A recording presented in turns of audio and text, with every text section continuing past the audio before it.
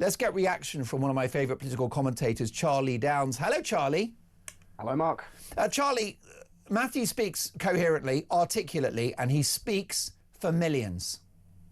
That's right. Yeah, I think it's sort of every word a symphony there. And in answer to your question as to whether we should declare a state of emergency, I have actually been saying this for several years at this point, because the thing about a state of emergency is that it permits the use of extraordinary powers which otherwise wouldn't be legal in a lot of cases. And I think it's clear as day now that the legal structures in this country that govern the decisions of our leaders are simply not fit for purpose. Of course, we talk a lot about the ECHR enshrined in our Constitution in the Human Rights Act 1998, but actually there is a litany of other laws and indeed traditions which prevent us from doing anything about illegal immigration, which are outlined in a policy paper that we at Restore Britain put together a couple of weeks ago, outlining how a motivated future government could actually achieve the mass deportation of all possibly 2 million illegal migrants currently in the country. Because sure, it is the ECHR, but it's also the UN Refugee Convention, various other immigration laws that were passed primarily by New Labour,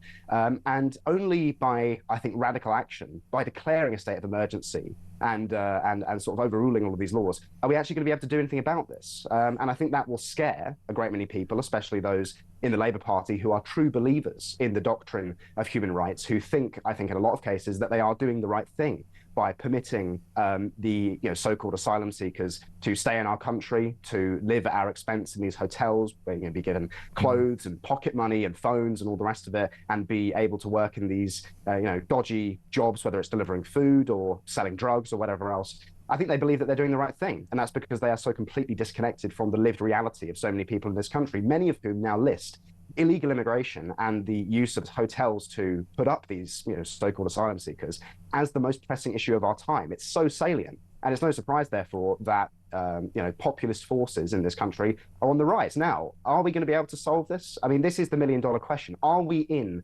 a late Soviet Union type situation where any attempt to reform this incredibly complex, tangled structure of a government that we have actually just leads to its collapse? I think that remains to be seen. But I see a lot of people now saying, well, look, you look at how our system is set up, you look how baked in so many of these ideas and principles have become. Where do you even begin? How do you begin? It's like Jenga. You pull one thing out and then does the whole thing topple down? I think that's going to be the million-dollar question, because if, Reform and Farage, for example, are not able to solve these problems if they win the majority that they're projected to win in 2029, where the hell do we go from there, Mark? Most definitely. It's my view that Reform need an enormous majority, Charlie, and they probably need 10 years. I think that's probably true.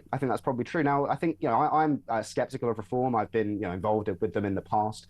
I am not seeing enough detail. I'm not seeing enough planning. I mean, I thought their press conference the other day about their plan for government was very good. I think Danny Kruger is an impressive guy. But I think it still remains to be seen whether they really know what time it is in this country, whether they recognize the gravity of the situation that we're in, and whether they understand really the extent of the anger and indeed radicalism among the general public. Because there was some very interesting polling out this week in the Financial Times, Mark, I don't know if you saw this, which showed that on average, those who would identify as being conservative-minded or right-wing in Britain are substantially more radical than their American counterparts, than Trump voters, on things like national identity, concerns around, for example, people not speaking English in the high street, for example, and the threat that so-called diversity poses to the integrity of our country. People are very, very, by the standards of the mainstream, very radical at this point. And I think Reform, if they want to be the kind of government and go down in history as being, the kind of saviors of Britain, they need to meet that radicalism, and they can't sort of afford to moderate themselves. They can't afford to appeal to the center, which I think they have been trying to do. I don't think that's a winning strategy. I think people want radical change because people, especially young people, by the way, are looking at the prospects in this country, looking at the future, looking at the economic situation, the demographic situation, and they're thinking this country is, the future does not look good. It does not look bright. And I don't say that with any degree of, of joy, because I'm generally a very optimistic person, but it's just the reality of the situation. Do you think the idea of deportations is now entering the political mainstream and is less toxic, less of a four-letter word, given the fact that Around a year and a half ago, when interviewed by my friend Steve Edgington, Nigel Farage said, you can't do deportations. It's politically too difficult. It ain't going to happen. Well, fast forward to October 2025, and he's all for it. Yes, yeah, it's certainly been breathtaking, the speed at which the discourse has been moving in a more radical and right-wing direction. I think that's a good thing. I mean, I think that's largely because of the efforts of people like Rupert Lowe, who I work for, and those of us kind of on the cutting edge of discourse online and all the rest of it, which is where politics really happens these days. You're right, mass deportations, that phrase would have been viewed as being akin to, kind of mid-century German activities at one time. But now I think a lot of people view it as being the only solution to the problem of illegal immigration in this country, because Macron was right when he said that a large part of the reason that we have such a problem with this is because of the pull factors that Britain sort of presents to the world and to all those people who want to come here from North Africa and Middle East and all the rest of it. The light touch that we take with those criminals who do come here illegally. I think only by cutting off those pull factors and showing that if you come here, you will be deported immediately, without question, if you come here illegally, that is the only way that we're going to solve this. And so I'm very interested to see where the discourse is going to go in the next few years, because this problem is not likely to get any better between now and then. I think the projections suggest that there's something like 200 to 300 to 400,000 more illegal migrants likely to come before the next general election, which means God knows how many hotels, God knows how much money spent on these people, God knows how many crimes, rapes, murders, sexual assaults, robberies, and so on, all these horrible things. As you were saying, we hear about on an almost daily basis at this point. I think the temperature of the country at that time, if this trajectory does continue, it's going to be pretty angry, and so it'll be interesting to see whether Farage and co can meet that anger. Warwick is angry. Warwick in Devon, who says, good afternoon, Mark and Charlie. Excellent start to the show. Mark, enough is enough. Sadly, it's gone beyond that now. The storm clouds of civil war are gathering. It's that obvious. Look, the issue we've got is that the right are quite split, aren't they? You've got your organisation, which clearly, is there to tackle this issue, restore Britain in a very robust and muscular way. You've got the Tories, who have shifted right and talked about cancelling indefinite leave to remain. And then you've got Reform, who are talking about deportations. Is it time for the right to unite on this? Oh, gosh, Mark, if only. I mean, I think the biggest problem that the right has is just big personalities. I think right-wing politics in a lot of ways selects for people who are very kind of, individualistically minded. Not like you, though, Charlie. You're a shrinking violet, aren't you? No, never. Yeah, of course. Yeah.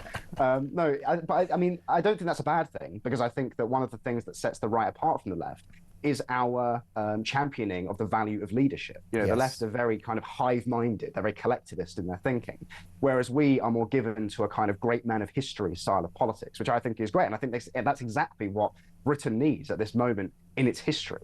Now, will the right unite? I think there's plenty of time for that to happen. The question is what the centre of gravity of that union will be. Will it be Reform, or will it be a, as it were, reformed Conservative Party? Because I see just as much evidence in the Conservative Party that they are understanding what time it is as I do in Reform. I think that they are, in a way, in like an arms race. They're in like a right-wing arms race to see who can be more, more based than the other one. I thought actually that Katie Lamb and Chris Philps' calls for the removal of indefinite leave to remain from millions of people was exactly right. And Reform have only recently come to this position as well, because we spend a lot of time, Mark, talking about illegal immigration. And that's because it is a very salient, very emotional, self-evidently immoral and wrong problem that our country is facing.